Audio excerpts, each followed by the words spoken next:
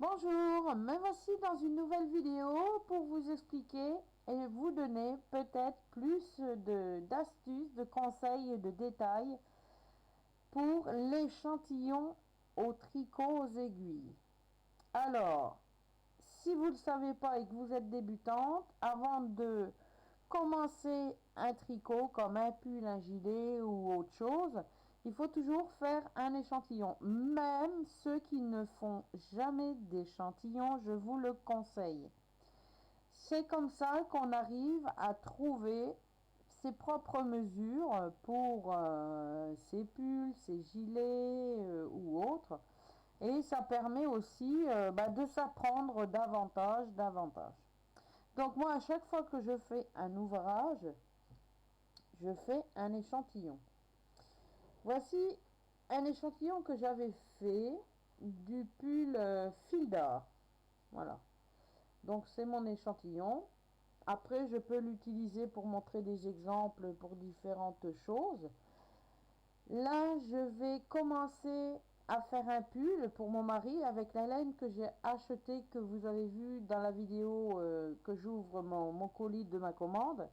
Donc voici la laine. Hier soir, j'ai fait mon échantillon du futur pull. Donc c'est qu'une partie du jacquard, hein. Tout n'est pas dessus vu que c'est l'échantillon qu'il faut toujours commencer avant de faire quoi que ce soit. Voilà, vous le voyez. L'échantillon là, je l'ai fait un peu plus grand que 10 centimètres sur 10 comme c'est toujours demandé pour un échantillon. On demande de faire un échantillon de tant de mailles sur tant de rangs et que ça fasse 10 sur 10. Donc moi, j'ai déjà commencé à mettre une épingle ici et une épingle ici. Pour que ça fasse 10 centimètres de chaque côté, 10 centimètres de haut en bas. J'ai une petite idée en plus pour bien détailler, pour bien situer l'échantillon de 10 centimètres. Ça demande quelques minutes pour le faire en plus. Je vais vous le montrer maintenant, hein, en suivant cette vidéo, et vous verrez comme quoi que vous arriverez mieux à trouver vos mailles. Bon, les mailles, c'est tout simple, hein, c'est tous les petits V que vous voyez, ça fait une maille. Hein, tous les petits V là, ça fait une maille. Dans cet échantillon là, je prends mon temps pour vous expliquer et pour bien trouver son échantillon de 10 sur 10. Donc je l'ai fait un peu plus grand, comme c'est demandé dans le magazine que je vais utiliser pour faire le pull. Et là, il m'est venu une idée pour bien trouver le nombre de mailles, le nombre de rangs qu'il me faut pour calculer, donc avec la règle de 3, et pour trouver les mailles au total, combien qu'il me faut en tout pour faire le pull. Donc, j'ai fait mon échantillon. Je vais appliquer une petite astuce que je fais, ça dépend si la laine est foncée, ça dépend si c'est de la laine très fine, ça dépend si la laine elle est mouchetée, donc avec plein, ça vous fait un fil avec plein de couleurs qui n'est pas facile à retrouver sur l'échantillon quand il faut compter les mailles. Et je vais vous montrer comment je fais. Donc j'ai pris une règle, hein, classique. Là, j'ai un peu plus de 15 centimètres parce que c'est de la grosse laine. Hein. Donc là, je ne compte pas les deux mailles, une maille là, qui est les mailles lisières, je ne les compte pas. Donc j'ai un échantillon de 16 centimètres sur, là je ne le compte pas, ou c'est à l'envers, sur 11,5. Donc c'est bien assez. Alors, pour trouver déjà l'emplacement des quatre coins du carré de 10 sur 10 pour l'échantillon, on va prendre ici et à partir du 0, je vais vous montrer, à partir du 0 qui se trouve ici, j'ai mis sur la maille au-dessus une tête d'épingle. Donc c'est une épingle que j'ai piquée à travers les mailles pour bien faire le tracement droit du rang. Donc voilà déjà le premier coin. Ensuite, j'ai repris ma règle, j'ai bien mis au niveau de la tête orange et j'arrive à 10 cm. J'ai repris une épingle que j'ai mis sur le même rang de l'autre tête d'épingle et je l'ai piqué. Voilà. Donc je l'ai faufilé à travers de 2 mailles pour la faire ressortir ici.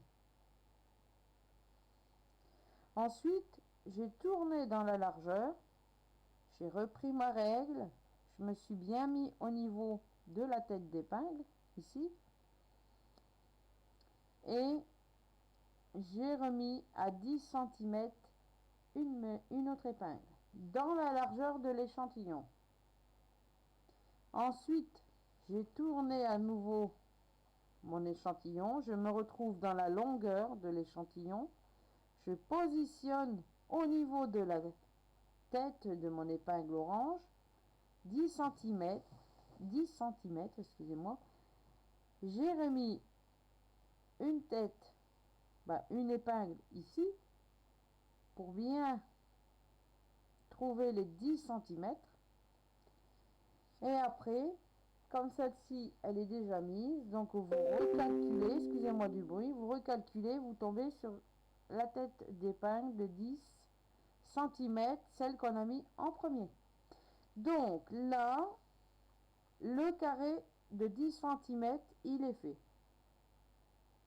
Maintenant, c'est vrai qu'il faut compter à chaque fois les mailles. Les rangs qui se trouvent au milieu peuvent partir un peu plus à gauche, un peu plus à droite. Donc on peut dévier d'une maille sans le vouloir. Ça m'est déjà arrivé avec de la laine très fine. Et c'est vrai que à force, il faut recalculer tout ça. Donc là, on va prendre et on va faire une technique que j'ai. On va prendre une laine en dehors de celle qu'on a fait l'échantillon. On va faire un nœud, voilà, et on va la faufiler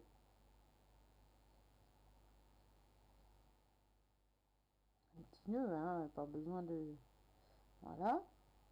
On va prendre suffisamment de laine pour faire le tour, donc on place son nœud ici, on voit à peu près où on se trouve, on mesure au niveau de l'épingle, voilà.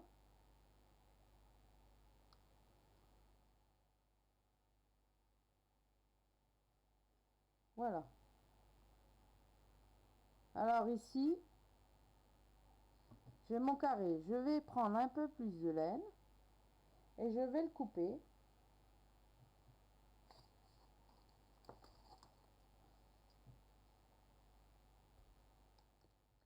Et là, on va prendre une aiguille à coudre pour laine. Donc vous en avez des aciers inoxydables comme celle-ci, ou vous en avez en plastique. Et là, où on a notre épingle, ici et ici, on va faufiler, donc en mettant le nœud en dessous, on va faufiler au niveau de la tête de l'épingle. Alors on va le faire grossièrement, hein. Donc on va le faire sur deuxième maille et on laisse l'épingle, on ne la retire pas. Voilà, donc voilà la limite. Donc on fait tous les 2 mailles à peu près et on va faire un carré. Voilà. En suivant le rang.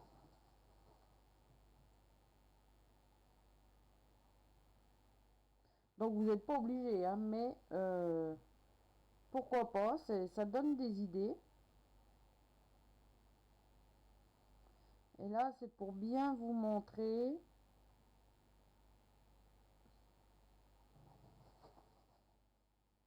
Voilà, donc je le fais grossièrement sur le même rang pour retrouver le bout de l'autre côté. La tête d'épingle.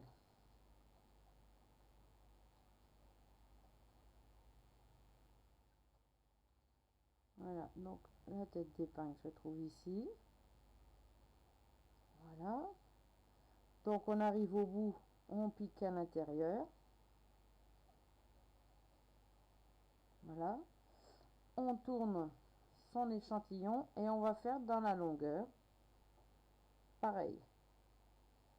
Donc on laisse l'épingle. Sauf si elle vous gêne, mais bon, après vous pouvez perdre l'endroit où c'est qu'elle se trouvait, hein. Donc voilà, alors après vous suivez tout le long ici.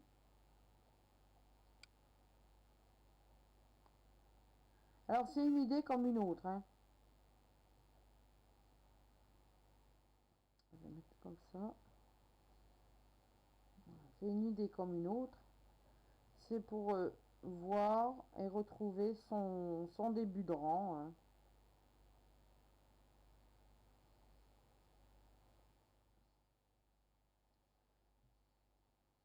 Bon, c'est pas trop, c'est pas grave. Le principe, c'est de bien trouver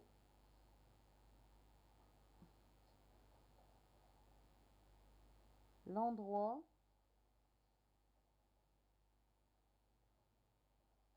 et surtout le rang. Voilà. Donc j'explique, hein, on fait ça à vitesse grand V, hein, c'est pas besoin de s'appliquer quoi que ce soit. Voilà. Donc là, je suis à nouveau dans un coin, je ressors la tête d'épingle, voilà, et je refais dans la longueur, la largeur, excusez-moi, du rang. J'ai pas pris assez de fil. Voilà. Donc pareil, là il faut bien faire attention pour bien retrouver le rang.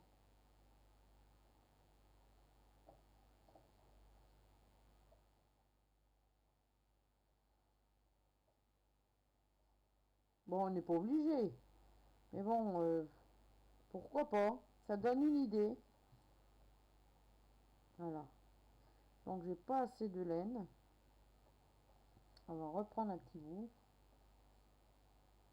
J'ai pas assez mesuré. Voilà.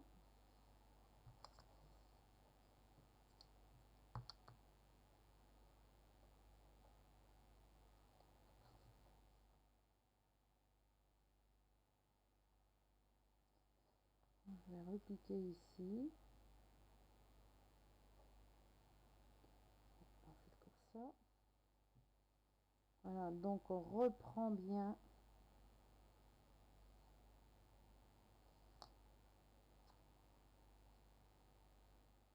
au niveau du rang. Alors je fais vraiment des grands espaces entre chaque point pour juste montrer. Bah, vous montrer, hein. J'ai pas besoin vraiment de m'appliquer. Et là, je arrive Oups, à nouveau.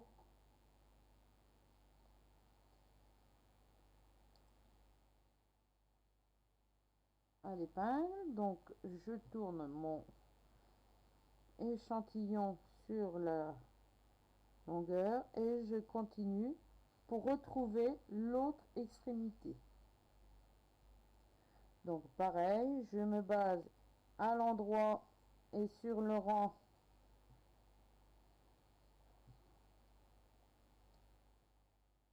de l'échantillon.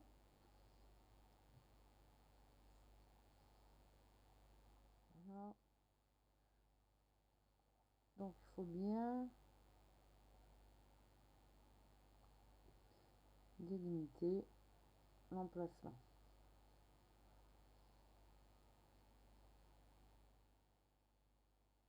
Et vous êtes obligé de, pour l'échantillon, hein, vous êtes obligé de faire un peu plus grand quand même parce que 10 sur 10, comme je vous ai dit, très souvent, si vous le faites en jersey, donc tout en maille à l'endroit et à l'envers, automatiquement le tricot va rouler.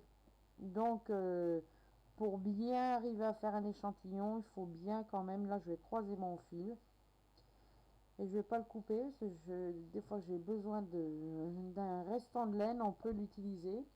Voilà, je vais mettre ça ici, je vais couper mon bout ici pour vous voyez.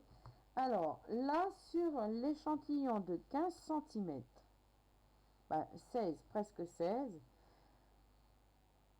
on a bien positionné nos épingles et on vient de faire en vitesse, hein, pas besoin, là c'est pour un échantillon, hein, et on vient de faire et de créer l'aperçu du carré de 10 sur 10. Donc on peut reprendre, hein, on regarde 10, 10 et 10. Donc pour calculer les mailles qu'il faut et pour savoir combien fait le carré de 10, eh ben, il suffit que vous prenez, par exemple là la ligne c'est gris et là c'est foncé. Vous prenez la ligne par exemple ici, vous avez des petits V, ça vous fait des petits V comme ça vous fait un petit V, une maille, un petit V, une maille, un petit V, une maille. Et il suffit de compter donc à l'entrée ici 1, 2, 3, 4, 5, 6, 7, 8, 9, 10, 11, 12, 13, 14, 15, 16, 17, 18, vu que l'autre elle est là. Donc ça me fait 18 mailles pour la largeur du carré de 10. 18 mailles. Donc quand on compte comme ça, il faut compter et il faut surtout l'écrire. Voilà, il faut surtout l'écrire. Donc là, 18 mailles. Et après, on compte à partir de notre fil, hein, qu'on a positionné. Je commence toujours sur le rang d'avant, avant le fil. Vous allez voir. Alors, je vais commencer ici, par exemple. On voit un petit V, une maille. 1, 2, 3, 4, 5, 6, 7, 8, 9, 10, 11, 12, 13, 14, 15, 16, 17, 18, 19, 20. Plus celle qui a le fil, 21. Donc ça veut dire que c'est un carré de 18 mailles sur 21 rangs. Voilà. Et avec ça, vous faites la règle de 3 et vous trouverez la totalité des mailles qu'il faut monter pour faire le dos et pour faire le devant. Et si on additionne, par exemple, je vous donne un exemple, hein, je ne prends pas sur l'échantillon, qu'il faut monter 120 mailles pour le dos, 120 mailles pour le dos, pour le devant, vous additionnez les deux et vous trouverez la totalité des mailles qu'il vous faut. Voilà. Donc là, je sais que j'ai 18 mailles, je sais que j'ai 21 rangs, je fais la règle de 3, la règle d'or qu'on appelle, et je trouverai la totalité des mailles qu'il me faut. Voilà, en tricotant le pull avec la laine là, pas avec une autre. Voilà. Donc j'espère que la méthode de la couture, je vous répète, c'est pas une couture à faire vraiment appliquée, hein. Vous faites vraiment à gros points et tout le temps que ça tombe sur le même rang de haut en bas ou de bas en haut et de gauche à droite, que vous fassiez une couture comme ça, c'est le principal. Mais il faut faire quand même les quatre, hein. Voilà. Et là, votre tricot peut bouger quoi que ce soit. Par exemple, vous pouvez même le chiffonner. Vous remettez votre échantillon comme ça. Vous retrouverez toujours les rangs qu'il vous faut. 21 rangs et 18 mailles. Voilà. J'espère que ma vidéo pour l'échantillon vous aura plu, que ça vous aide dans vos futurs tricots. Et je vous dis à très vite dans une prochaine vidéo. Bye bye, bon courage!